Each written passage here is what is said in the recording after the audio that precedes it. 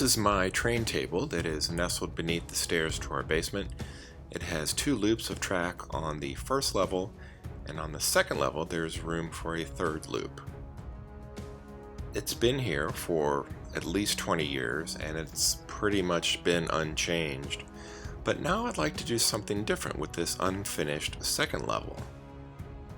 I've been a fan of the Disney theme parks for as long as I can remember, and I've always wanted to have a larger Disney castle, but it never occurred to me to have one on the layout until just recently. A few years back, Disney came out with a playset castle that had hinged sides so that you could see some of the interior. That had too much of a toy look for me, and I think Disney also made a castle to go with their monorail system that was sold in their theme parks, but that was just not the right size. So I think what I'll do is I will take some butcher paper, lay it out over the roadbed and against that 3rd level, trace out some rough dimensions, and then move the paper to a flat workspace where I can work a lot more easily and get a better idea of how big things should be and where they should go.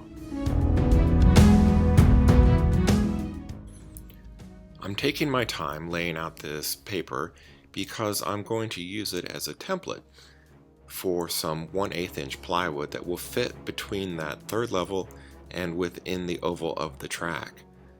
On this plywood, the 1/8 inch plywood, I'm going to design a little garden area similar to what you see in front of the real castle in Orlando. It won't be exactly the same, but it will give you the impression of being in Florida at the Cinderella Castle in Disney World, the Magic Kingdom.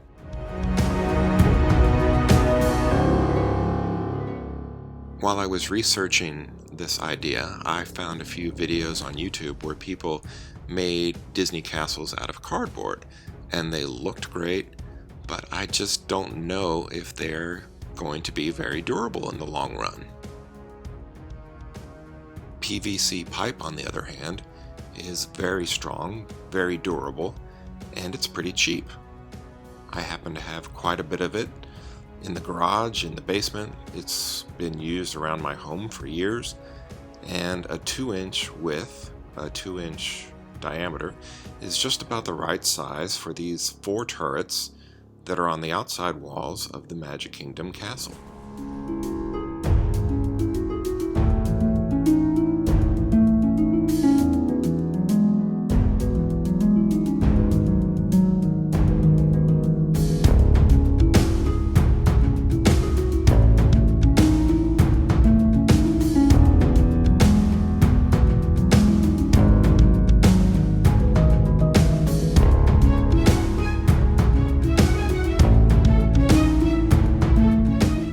The base of my castle and the walls and the roof and a lot of other exterior details are going to be made from PVC also, which is nice because then I can glue them or cement them to the PVC turrets.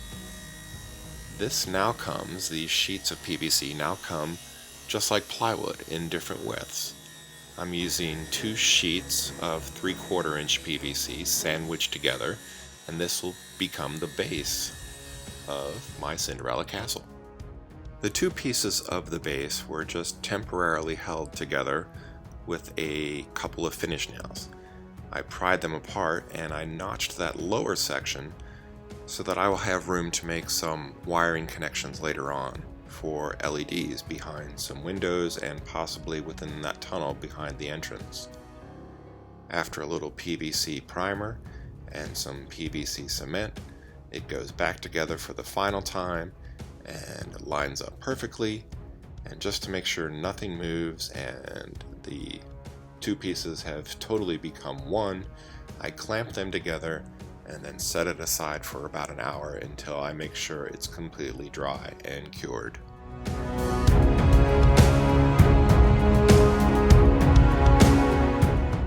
The walls are also made from 3/4 inch PVC sheets.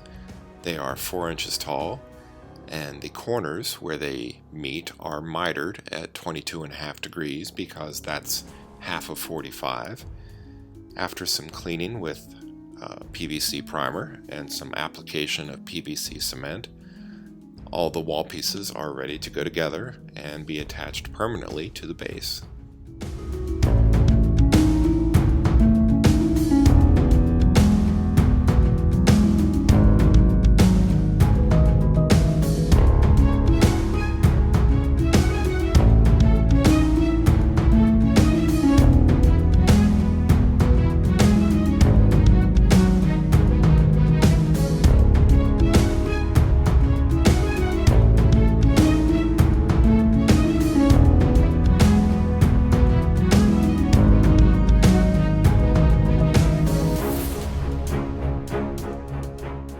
The roof is the next section to go on, and after some cleaning with PVC primer and a heavy application of PVC cement, it can be clamped to the walls and the base and left alone overnight until the next day, when the clamps can come off and some sanding can be done, and you will think that this was all made from just one solid giant piece of PVC.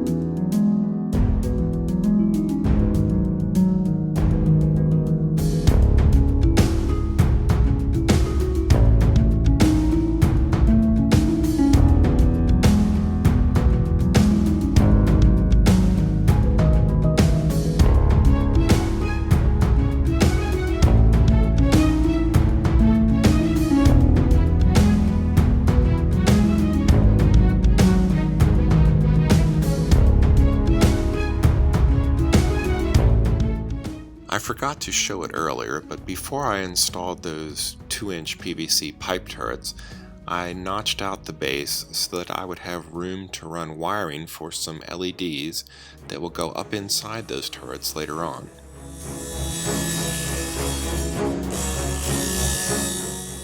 By running the entire piece through my table saw against the rip fence, it makes sure that all of those pipes are cut to the exact same height.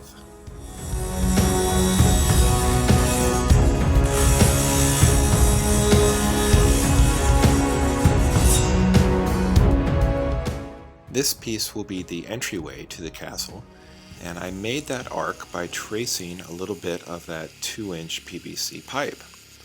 And the benefit of doing that is, after I have this cut out with my scroll saw, I can use the 2-inch pipe wrapped with a little bit of sandpaper and smooth out any rough edges or burrs left over from the scroll saw blade. It's a perfect fit. I'm going to use a few scrap pieces to build up the thickness of the entrance in the part that goes over the, I don't know what you'd call it, maybe the roof line of the first level. It'll give it some additional depth. These are each 3/4 of an inch thick, and 3 of them would make this 2 1/4 inch thick, I believe. After the 3 pieces have cured, I run it through the table saw against the rip fence to get a uniform width, and then I turn it sideways to get the correct height.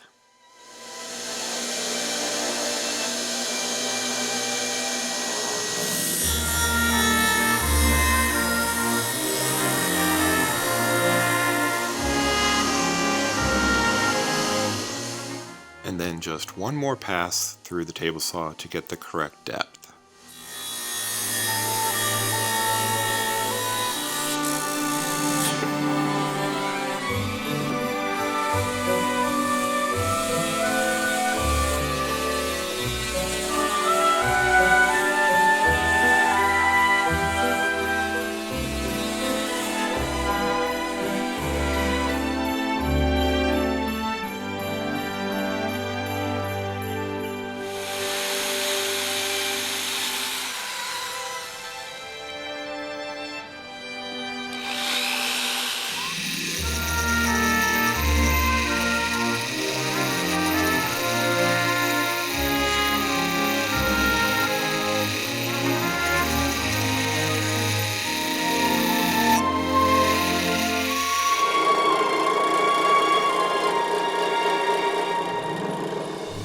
After cutting with the scroll saw, I used a couple of little cutouts, these little semicircles that were left over from the PVC that I cut, and I glued them back in to fill in the missing spaces towards the rear of the entrance.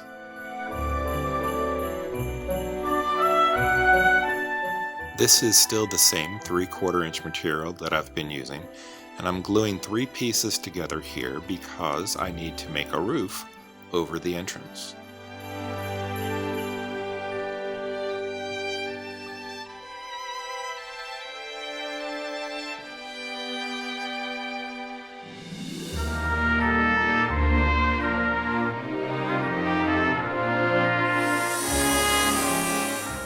The roof above the main entrance is a type of pyramid, I think, but with the top cut off.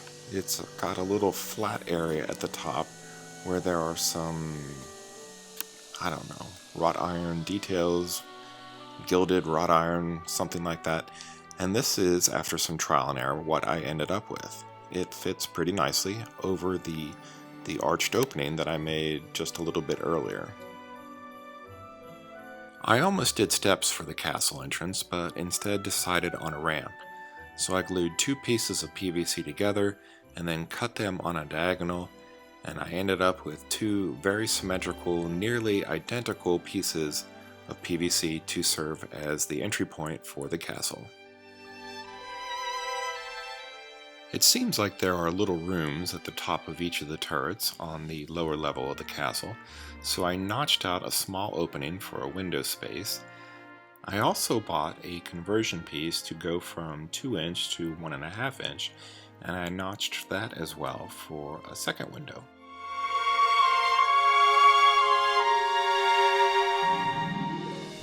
This is what I have so far, and all the proportions of mine to the original are not exactly the same. Some areas have been squished, others have been stretched, but I'm hoping that the overall effect will give the viewer the impression of the castle from the Magic Kingdom.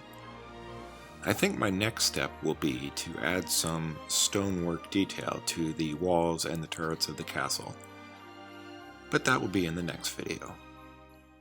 So until then, this has been Bob's Workshop. Thanks for watching, and take care.